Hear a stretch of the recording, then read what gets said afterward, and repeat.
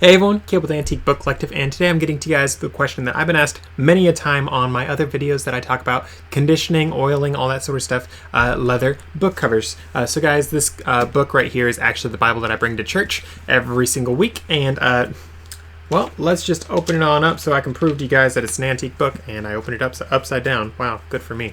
But just to prove to you guys that this is indeed an antique book, right here at the bottom of this page, I hope it comes through for you guys, but it says 1856. If you guys could not read that, I'm sure you saw the yellowing pages, the staining on it, all that sort of stuff. It's definitely an antique book. Again, 1856. It's an old Bible. It's been around a long time, and it's got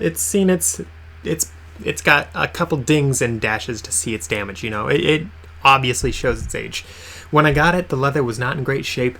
It got quite a lot of damage throughout the years, and when I oiled all the leather, when I cleaned it up, when I did some repairs, spot repairs where it was needed, I was able to bring it back from the brink, and it's actually, again, something that I actually bring to church and I do some reading in. It's a really, really good Bible. I like the translation, all that sort of stuff. With that said, though, the question is about saddle soap. I've had people ask, okay, Caleb, you say that you use lanolin, neatsfoot oil, you use mink oil, you use linseed oil. Those are my 4 main oils that I use. I had people ask time and time again, what about saddle soap?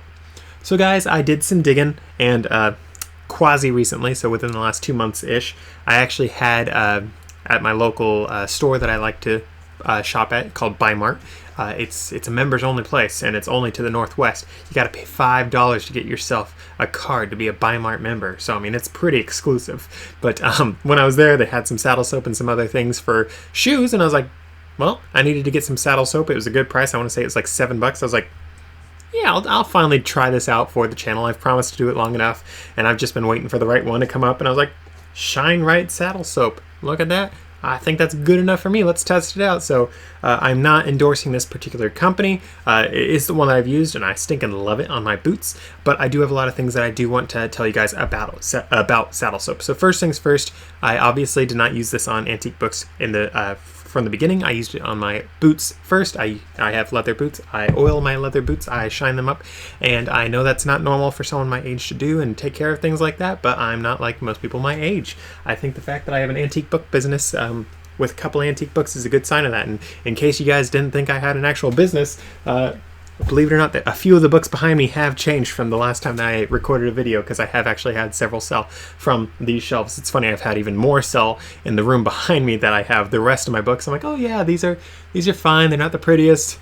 I'm not going to put them up. They'll sell whenever.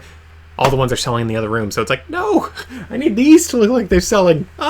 But we'll see. Eventually, one of these are going to sell like one of the larger lots, and you guys are going to really see that I'm legit. Until then, you can just think I'm some sketchy guy on YouTube. That's fine with me. But with that said, saddle soap. There are some things you guys need to know before I get into things a little bit further. So first things first. If you guys don't believe me on any of this, you can Google it yourself. I really do not care. If you guys think I am telling you falsehoods and that sort of stuff, that's a you problem, honestly. But with that said, you can literally just a quick Google search or whatever other search engine that you like. I think that might still be too bright, sorry. For me, I use Google when I'm feeling lazy, but I try to usually go with DuckDuckGo because they're cooler. But with that said, is saddle soap pH neutral? According to this first thing, most leather is actually acidic, with an acidity between 4.5 and 5. That's pretty acidic. And then most saddle soaps are highly alkaline, so basic, with a pH of 9 to 10, which is pretty stinking basic. With that being said, you don't want to mix those two things. It'll mess up the what your book should have for its acidity, so you don't want to change stuff too much. A lot of people like to go with just pH neutral stuff, so neutral is 7 on the pH scale. So I just kept on scrolling literally on the Google result page. There's a Reddit thing, and guys, Reddit has so many things popping up because them and Google just did a deal recently, so there's a lot of bad information out there because Google's pulling stuff from Reddit, and Reddit doesn't really... There's not a lot of fact-checking there, like at least on Twitter, there's a lot of fact checking, and it's like a built-in thing where all the community fact checks, and it's really good. Reddit, they do have people obviously going around fact checking, but it doesn't have the same way that Twitter does it, and Twitter obviously does it a whole lot better than a lot of the other social media companies out there that do it just like politically motivated. Twitter, it's actually done by the users. So with that said though, I found a company, again, not an endorsement of this company, but this one's called Hawk Tools, and as in Hawk, Hawk the bird, and then tools. And they actually, according to this, have their own pH neutral saddle soap, which is pretty cool. I'm not endorsing them. I don't know what their stuff is, but they are selling it for $9.99. Again, it's pH neutral, and it's using lanolin and olive soap, which is two natural things that are pretty stinking good. If you guys are worried about animals getting murdered for making stuff, obviously you don't want to use some of the things that include a animal getting killed for it. So lanolin, that's what you get just from shearing animals. And olives, well, if you think olives come from an animal, I got a bridge to sell you in New York. I guess that's what people say on the East Coast. Out here, we don't really say that one, mostly because we don't know what New York is or a bridge. We live in the Wild West. I'm joking. Of course, though, there is things that you guys can do. You can buy your own acid tests to like purchase all these different ones and see which one is in fact pH neutral. I did do some poking around to see if I could find a lot of pH neutral ones, and there are quite a few different ones out there. For me, I ended up with this one just because it's cheap and I wanted to do just a little experiment.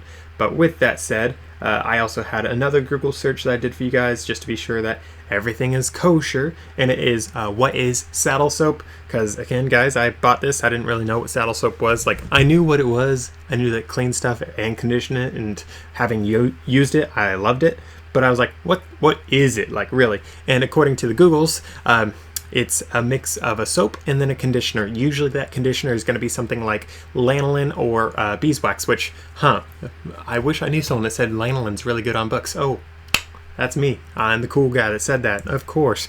With that said, though, there is a lot of other things that you guys can do to condition your books, clean your books, all that sort of stuff. But for me, in my experience, I stinking love saddle soap. So guys, I haven't had any books get too messy. The messiest book I've had is actually this Bible. More recently, I haven't bought any books that are really filthy. This Bible is the one that's gotten the filthiest, and it's because I went out to a town called Burns on a little trip. And, well, it was dustier than everything. I don't think it should be called Burns. It should be called Dusty. But with that said, this Bible actually got really dusty in the time that I was out there. So for me, when I'm using the saddle soap on my boots, I'm actually using a soft bristled brush, and it works amazingly, guys. It gets like in the tiny cracks of my boots, those bristles get in there, and the saddle soap with it, the little bit of soap that it has in there, it like cleans it out. It makes them look beautiful, and the conditioner just makes them shine black again. I mean, it's stunning. But for books, I've just done it here and there. But again, with that said, I did take this Bible out. It got pretty dusty, and I'm using just a cotton swab here. Cotton round, sorry. The reason why I'm doing a cotton round and not the soft bristled brush is because, let's face it, sometimes, guys, we will get books that are just in terrible condition, and you cannot use a brush on it in the very beginning because leather, it gets to the point, like these books I've mentioned many times before, these ones here, the leather was rather crispy, and other ones the leather turns to just powder. But with this, as you guys can see right here, I mean, I'm just doing small circles. I'm going through, if you guys can see, there's some embossing right there. I'm going over the embossing. I'm trying to follow the line of the embossing a little bit to get the dust, but as you guys can see, it's not that hard of something to do, and I'll show you the results as we go along. But as you can see here, that's a good amount of dirt in there, and because the saddle soap has some soap in it, it actually is pulling that dirt out. Like other things, other oils, it will actually work that dirt and whatnot. It'll work it in, it'll seal it into the cover itself, whereas this, it's actually pulling some of that dirt out. And let's face it, if you have some books on your shelf, do you want those books to have dirt just worked into them and staying in them forever? Or do you want to get that dirt off of them and make them clean once more and look beautiful once more? So let me just finish up this one cover side for you guys really quick. And I'm going to call that good. So as you guys can see, color-wise, there's that side, and here's the other side. Feel-wise, you guys can feel it right now. Oh, wait, no, there's a screen between you and me. But for me, feeling this leather right here, it's still a little bit damp from the saddle soap, but the leather feels really good. It feels clean. Like on this side, I didn't really realize that it felt dirty at all, but there is just a tiniest layer of grit that I otherwise would not have noticed if I was not feeling this side. This side, again, it's smooth. It's a little bit softer. I mean, it's rootin' tootin' nice. I really appreciate it. I really like it. So Do I approve of saddle soap on books? Abso-stinkin-lutely. However, I do want to preface and say that I personally would not like to use saddle soap on books every single time that I'm oiling and conditioning my books. I like to use stuff that's a little bit more traditional with my books, if you will. That's not to say I will not continue using saddle soap on books, because let's face it, sometimes books do need to get cleaned, and this is definitely my favorite thing so far for actually cleaning these books. So 15 out of 10, I do recommend saddle soap. I'll let you guys look that up on your own on Amazon, because again, I don't necessarily recommend this company. I don't even know if it's pH neutral. I have not used it on the rest of my book collection, except for a couple of spots where I had dirt to clean. But aside from that, as you guys just saw, I used it on my Bibles. I do sort of value this, so I mean, I don't think I'd subject it to stuff that's too bad, but there is a little bit of a foggy texture, a foggy look on it still. So the saddle soap, it's not the best for a pretty finish on books from what I've seen, but it is a great way to get all that junk off, and then you can cover things back up with the oil of your choice to recondition your books.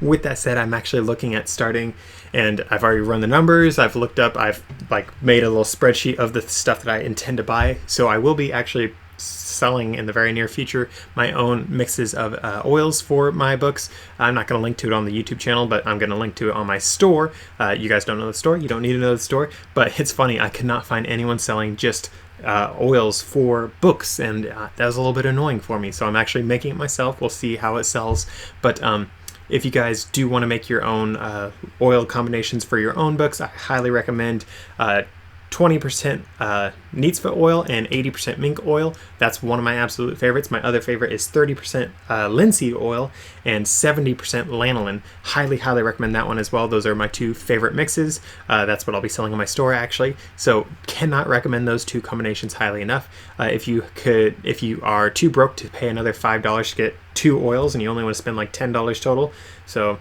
the reason why I say one's 5 and the other's 10. The solid oils, so saddle soap, as you can see, it's solid, but there's also liquid oils. So neat's foot oil and linseed oil, those are liquid ones. Solid ones like mink and lanolin, those are usually a little bit more. The liquid ones are usually a little bit less for their cost. If you guys can only purchase one oil, I would recommend you spend the little bit more to get the solid oils. I did not have a great experience with the liquid ones, using those only on books. I had better luck using the solid ones. If you guys could only purchase one, I do really like lanolin, but lanolin, as soon as you finish it, the book does have a little bit of a tacky texture on it, so you need to make sure that it fully dries. You have to make sure that you wipe off all the excess. So I would recommend, if you could only pick one, to probably do the mink oil. So that's up to you guys, what you guys want to do with that. I do have other videos on my channel. You guys can check that out down below. But it's up to you guys what you do with all that. So with all that said and done, though, guys, I absolutely adore saddle soap. It's one of my favorite things now. I'd eat it if I could, with how much I love it. Obviously, I'm joking. Don't eat that stuff, guys. Although, with what's in it, it doesn't sound too toxic. But again, don't eat soap. That's not recommended. But with that said and done, though, guys, thank you for watching. I hope this video was helpful. And if you guys would like to watch more, you guys can check those out right there. In fact, maybe I'll link to one of my oiling ones right there. Cough, cough. If you guys would like to subscribe, you guys can do that up there. And I'll see you guys in the next one.